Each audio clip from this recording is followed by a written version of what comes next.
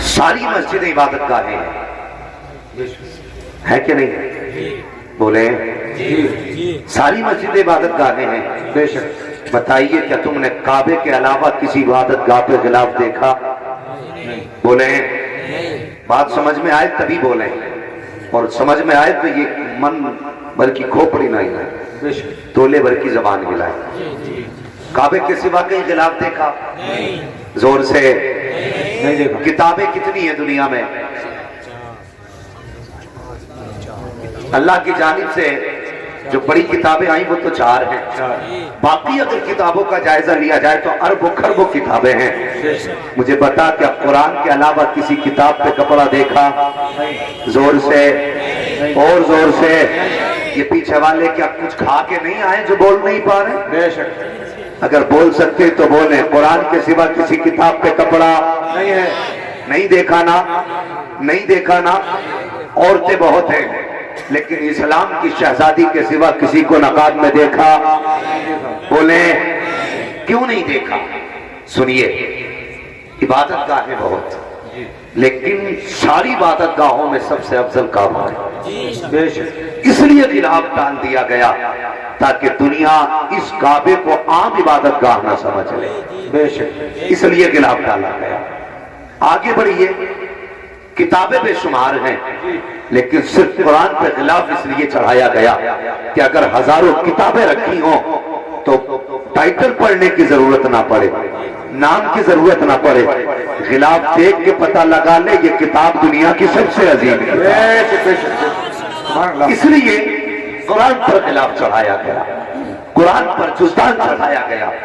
عورتیں بہت ہیں، سب کی بیٹی عزت کے لائق ہیں، لیکن خدا کی قسم محبوب نے اپنی امت کی بیٹیوں کو جو نقاب کی پردے کی تلقین کی وہ بلا وجہ نہیں بلکہ اس لیے فرمایا کہ جب زمین پر یہ میری قوم کی بیٹی چلے، میرے کلمہ پڑھنے والوں کی شہزادی چلے تو پوچھنے کی ضرورت نہ پڑے کہ سکھ کی بیٹی جا رہی ہے، عیسائی کی بیٹی جا رہی ہے، ہندو کی بیٹی جا رہی ہے یا کس دھرم کے ماننے والے کی بیٹی جا رہی ہے۔ حضور نے فرمایا جب ہمارا کلمہ پڑھنے والی بیٹی گھر سے نکلے تو بدن پہ نقاب ڈال لے تاکہ پوچھنے کی ضرورت نہ پڑے، دیکھنے والا جان جائے یہ کوئی عام نہیں، مصطفیٰ کے غلام کی بیٹی گزر کے جائے۔ نعرہ تکبیر، نعرہ رسالت، مسلک اعلیٰ حضرت میزان حضور تاج الشریعہ مفتی حماد رضا صاحب قبلہ۔ اس لیے بیٹی کو غلاف، بیٹی کو نقاب پہنایا گیا تاکہ وہ دنیا کی باقی عورتوں سے ممتاز ہو جائے۔ قرآن کو اس لیے غلاف پہنایا گیا تاکہ وہ دنیا کی باقی کتابوں سے ممتاز ہو جائے۔ اللہ اکبر، کعبے کو اس لیے غلاف پہنایا گیا تاکہ وہ باقی گھروں سے ممتاز ہو جائے۔ مجھے بتا تو صحیح، تم نے 70 چادریں کیوں لا کے چڑھائی ہیں؟ کیا تمہیں غریبوں کا سسکنا نظر نہیں آیا؟ کیا تمہیں یتیموں کا رونا نظر نہیں آیا؟ اور یار اگر قبروں میں ولیوں کی قبر کو ممتاز ہی کرنا تھا تو ایک قبر پر ایک چادر کافی تھی، باقی قبروں سے ممتاز کرنے کے لیے اور یار ہم نے 70 قبریں چڑھا دی۔ کاش کیا ہی اچھا ہوتا ایک چادر مزار پہ چڑھا دے، باقی کے پیسوں سے کسی یتیم کی جیب بھر دیتے، کسی غریب کے کھانے کا انتظام کر دیتے۔ اور یار ہمارے پاس فون آتے ہیں، کتنی غریبوں کا یہ فون آیا کہ کم سے کم اتنا پیسہ دے دو ہمارے بچے کے دودھ کا انتظام ہو جائے، اور رونا آتا ہے ہمارے پاس اتنا پیسہ ہے کہ ہم بلا وجہ برباد کرتے ہیں۔ اور کبھی ان غریبوں سے پوچھو وہ بچوں کو کیسے تسلی دے کے سلاتے ہیں، جن کے گھر میں دودھ کا پیسہ نہیں ہے وہ بچوں کو کیسے سلاتے ہیں، جن کے گھر میں کھانے کا راشن نہیں ہے وہ بچوں کو کیسے سلاتے ہیں، جن کے پاس علاج کا پیسہ نہیں ہے۔ اور کبھی ان سے بھی جا کے پوچھ جنہوں نے سردیوں میں بچوں کو زمین پہ لٹا دیا، انہیں بچوں کا درد تو تھا لیکن سردی دور کرنے کا انتظام نہ تھا، انہیں بچوں کی بیماری کا احساس تو تھا لیکن انتظام نہ تھا۔ اور تجھے خدا کا واسطہ میں کہتا ہوں سن، اگر چادر ایک بھی چڑھی تب بھی کام چل جائے گا۔ جا جس پیسے سے تجھے زیادہ چادر چڑھانی ہے وہ پیسہ جا کر کے کسی غریب یتیم کو دے دے، ادھر یتیم مسکرائے گا ادھر مدینے والا مصطفیٰ مسکرانے لگ جائے گا۔ اللہ نعرہ تکبیر، نعرہ رسالت، مسلک اعلیٰ حضرت میزان اعلیٰ حضرت رضویوں کی تقریر، نبی کے دشمنوں کی پھوٹ گئی تقریر۔ بھائی مجھے بتائیے انہی کو جام ملتا ملتا ہے جنہیں پینا نہیں آتا. غلط تھوڑی کہا تھا کسی نے. نظام میکدہ کچھ اس طرح بگڑا ہے ایسا کی انہی کو جام ملتا ہے جنہیں پینا نہیں آتا.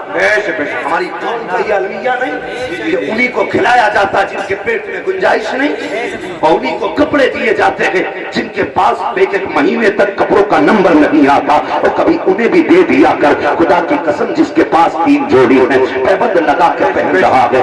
میری قوم میں تجھ سے کچھ بات کرنا چاہتا ہوں. انداز بیان میرا بہت شوق نہیں ہے، شاید کہ اتر جائے تیرے دل میں میری بات. میں کوئی خطابت کے جوہر دکھانے نہیں آیا، میں کوئی خطیب نہیں ہوں، بس مصطفیٰ کے دین کا ادنا سا خادم ہوں. حضور کی امت تک درد دل لے کے جاتا ہوں، بس میں یہی سوچ کر کے کہ بلکہ ہنا پہ لکھتا ہوں میں درد دل کی بات. شاید کہ رفتہ رفتہ لگے دل زباں کے ہاتھ. مجھے بتا تو صحیح میری قوم، آج دین کی بقا مدارس سے ہے، آج اسلام کا پرچم مدارس سے ہے.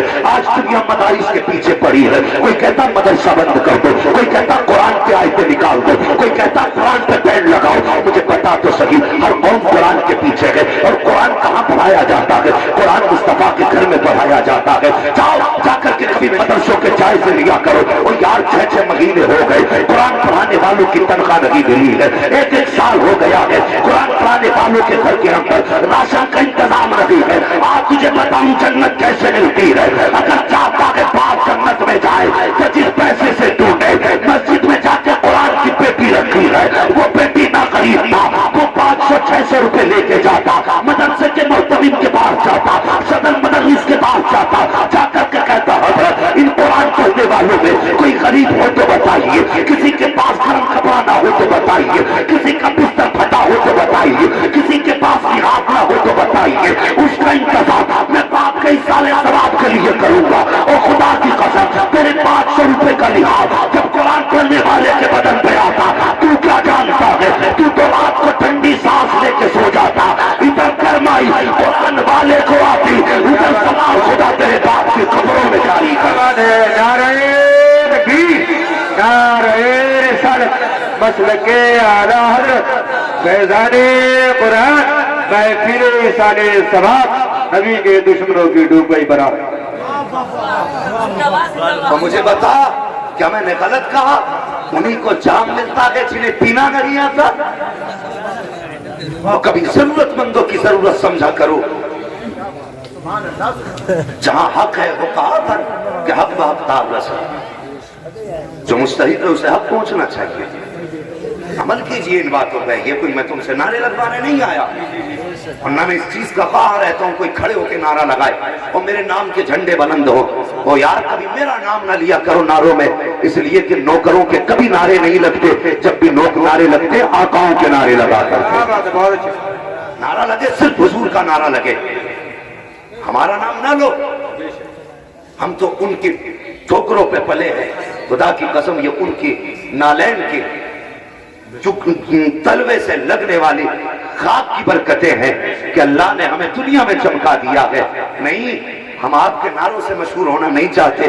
مشہور ہونے کے لیے مصطفیٰ کی غلامی کافی ہوتی ہے. تب بکے نہ تھے تو کوئی پوچھتا نہ تھا، تم نے خرید کر ہمیں انمول کر دیا. یار جو حضور کا ہو جائے. پھر میں بس آپ سے کچھ باتیں کہنے آیا ہوں. بھائی ذاکر صاحب نے بلایا، انہوں نے محنتیں کی، اور مولانا شعیب صاحب کے ذریعے بلایا گیا، اور بس میں آپ کے ہاں آیا. میں چاہتا ہوں اس کچھ دیر میں اپنی قوم سے کچھ کام کی باتیں کر جاؤں. ہاں پوری زندگی ہو گئی ہمیں لنگر کھاتے ہوئے، اللہ کی نعمتیں کھاتے کھاتے. اگر نہیں آیا تو ہم لوگوں کو اس کے شکریہ ادا کرنے کا سلیقہ نہیں آیا. بے شک اس کی نعمتوں کا شکریہ ادا کیا کر.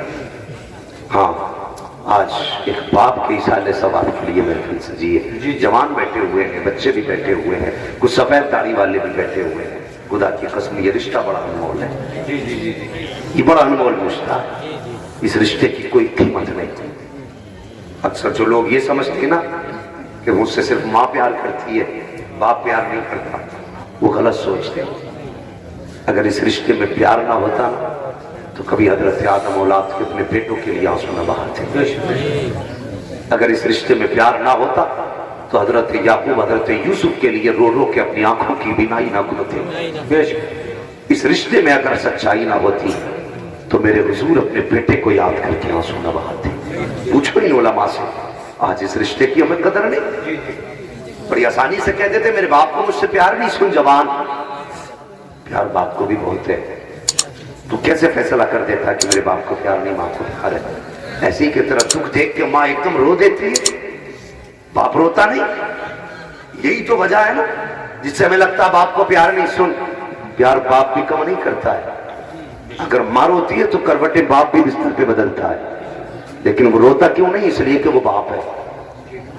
خدا نے اسے ہمت کی دولت دی ہے، اسے ضبط کی طاقت اللہ نے دی ہے، وہ برداشت کر لیتا ہے. بے شک ماں چونکہ نرم دل والی ہوتی ہے اس لیے رو دیتی ہے. تو یہ مت کہنا کہ باپ کو پیار نہیں. اللہ اکبر. باپ کا رشتہ کبھی سمجھنا ہو حضور کی زندگی سے دیکھ. میرے حضور کی گود میں ایک طرف حضرت امام حسین ہے، دوسری طرف مصطفیٰ کا شہزادہ. تو کتنی بار یہ بات سنی لیکن صرف مزے لے کے گزر گئے. ایک طرف بیٹا ایک طرف نواسا. جبریل آ گئے، سلام عرض کیا، کہنے لگے حضور ان دونوں میں کون سا پیارا ہے؟ حضور مسکرا کے کہنے لگے جبریل مجھے تو دونوں ہی پیارے ہیں. بول دو سبحان اللہ. مجھے تو دونوں ہی پیارے ہیں. جبریل کہنے لگے آقا تب تو رب کا پیغام ہے محبوب، جو تجھے پیارا ہے وہ مجھے پیارا. اگر تجھے دونوں پیارے تو پھر مجھے بھی دونوں ہی پیارے. چلے کام کرتے ہیں. محبوب نے فرمایا کیا؟ ایک اپنے پاس رکھ لے، ایک مجھے دے. اب بتا کسے رکھنا ہے کسے بھیجنا ہے؟ اب چونکہ حضور کربلا بھی جانتے تھے اور کوئی غیب کیا تم سے نہیں ہو بے شک جب نہ خدا کی چھپا تم پہ کروڑوں. وہ کتنے بدبخت ہیں جو کہتے ہیں کہ حضور کو اگر علم غیب تھا تو حسین کے لیے دعا کربلا کے لیے کیوں نہیں کی کہ اللہ اس حادثے سے بچا دیتا. میں کہتا ہوں ظالم تو نے سنی نہیں؟ حضور نے کتنی دعائیں دی تھی پتہ نہیں. بس میں تو اپنے بزرگوں سے سن کے یہی سمجھتا ہوں اور یہی کہتا ہوں جو عشق نبی چھوڑ کے پڑھتے ہیں بخاری آتا ہے بخار ان کو نہیں آتی بخاری. بے شک یہ مزاج ہے لوگوں کے کہ یہ الٹی سیدھی باتیں کبھی پڑھ لیا کریں کم سے کم کچھ عقل لگ جائے. ابھی ادھر نہیں جانا ہے. بات پاکوں کی ہے، محفل بھی پاک کی ہے، وہ ذاتیں بھی سب اچھی آئی ہوئی ہیں تو پھر باتیں بھی اچھی ہو جائیں. کیا خیال ہے آپ کا؟ تیار ہے تھوڑے سے؟ تیار ہے. اور پیچھے والے میں پھر گردن ہلا دی بھائی. اب کے کھڑا کر دوں اگر کسی نے گردن ہلائی. بے شک اب تعلیم کا دور ہے بھائی، تعلیم کا. اب بھی گردن سے ہلائی جائے گی، بات جواب دیا جائے گا. کہتے ہیں ذرا یا رسول اللہ. اللہ سلامت رکھے. جنہوں نے بغیر کے ہاتھ اٹھائے اللہ ماں باپ کے صدقے میں انہیں مصطفیٰ کا مدینہ دکھا دے. سبحان اللہ. ہاتھوں نے پہلے اٹھا دیا، ہاتھوں نے بعد میں ہاتھ اٹھ گئے. اور یقین جانیے آج جلسے میں استاد الاساتذہ دعا فرمائیں گے اور یہ بھی ہو سکتا ہے اولاد رسول دعا کرے. جو بھی دعا کرے یہ ذاتیں ہمارے لیے برکت والی ہے. اور یہ علماء آمین کہیں گے تو سمجھ لینا بیڑی پار ہو. بولو انشاءاللہ. ہاں تو میں کیا عرض کر رہا تھا یاد ہے جی؟ حضور نے فرمایا دونوں ہی پیارے ہیں. جبریل نے کہا ایک روک لو ایک دے دو. کبھی ادھر دیکھا کبھی ادھر دیکھا، کبھی نواسے کو چوما کبھی بیٹے کو چوما. بہت سوچا، سوچنے کے بعد حضور نے فرمایا جبریل ایسا تو میرا ہی لے جا، میرا ہی لے جا. اللہ اکبر. کوئی چھوٹا فیصلہ تھا نہیں، بہت بڑا فیصلہ تھا. جبریل ایسا کر میرا ہی بیٹا لے جا. 3 دن کے بعد زمانے نے دیکھا وہی بیٹا حضور کی گود میں ہے. آخری سانسیں ہچکیاں آ رہی ہیں. حضور بیٹے کو دیکھ بھی رہے ہیں، چوم بھی رہے ہیں، رو بھی رہے ہیں. مجھے بتا میرے حضور کے دامن میں کس چیز کی کمی تھی؟ اگر وہ کہتے تھے تو جنت سے غلمان اتر جاتے، وہ کہتے تھے تو حوران جنت قدموں میں ہوتی. کوئی کمی نہیں تھی حضور کی زندگی میں خدا کی قسم. لیکن بیٹے کا پیار تھا. حضور دیکھتے جا رہے ہیں، روتے جا رہے ہیں. بیٹے نے آخری سانس حضور کی گود میں لی ہے. میرے حضور بیٹے کو سینے سے لگا کے جب آنسو بہائے حضور نے، صحابہ نے کہا تو یا رسول اللہ کیا آپ بھی رویا کرتے ہیں؟ اللہ اکبر. میرے حضور نے فرمایا ہاں. کہا جی آپ نے تو رونے سے منع فرمایا ہے. میرے حضور نے فرمایا صحابہ میں نے بیان کر کے رونے سے منع کیا ہے. اللہ اکبر. اس کے بعد جو حضور کا جملہ تھا اب وہ سننا پیارے. आका फरमाते हैं सहाबा जब कोई अपना जाता है तो आंख में आंसू आ ही जाते हैं, जब कोई अपना जाता है तो रोना आ ही जाता है। मैंने बयान करके रोने को मना किया था, नोहाखानी को बयान की मना किया था। अल्लाह अकबर, फिर वो दिन भी आया। एक दिन मेरे हुजूर बैठे हुए हैं मस्जिद नबी के दरवाजे से, इमाम हुसैन का गुजर हुआ। अल्लाह अकबर, आका करीम ने अपने नवासे को आवाज दी, तवज्जो किसी और तरफ थी। जब किसी और तवज्जो थी तो आपने आवाज दी, सुन ना सके। जब सुन ना सके मेरे हुजूर की